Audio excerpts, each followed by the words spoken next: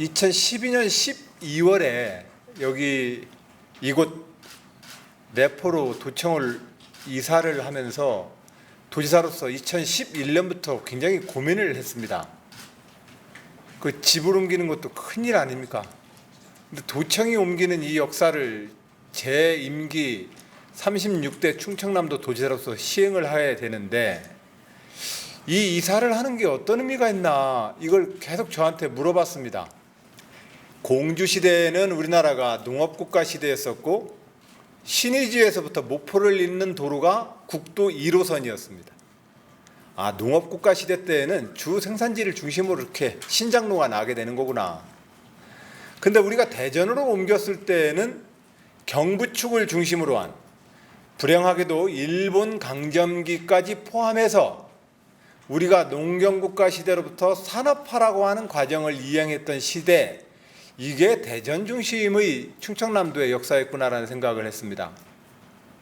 그러면 다시 이번에 이사를 하는 건 어떤 의미가 있을까? 그랬을 때 제 머릿속에 딱 떠올랐던 것이 그렇구나, 이게 서해안 시대가 오는구나 이런 생각을 했더랬습니다. 서해안 시대, 이 서해안 시대는 바다의 시대라고 생각을 했습니다. 대한민국에게 굉장히 중요한 큰 전환점이 되는 시대라는 것을 저 스스로가 이렇게 느끼고 깨닫게 되었습니다. 그래서 2013년 1월에 12월 달에 이사로 오자마자 제가 충청남도가 이제까지 내륙 산업 제조업 중심이 발전을 해왔다면 서해안 시대를 좀 더 주도하는 해양 시대를 우리가 좀 만들어 보자.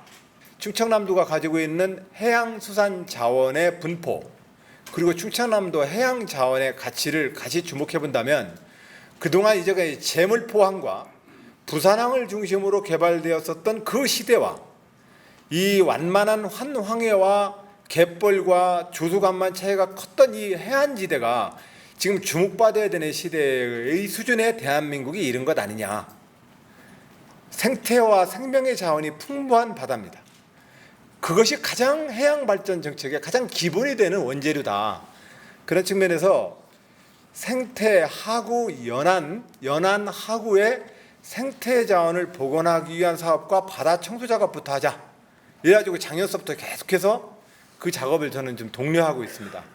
그리고 그런 대표적인 사업으로 지금 연안 하구 생태가 하구원 쪽으로 막혀 있는 사업에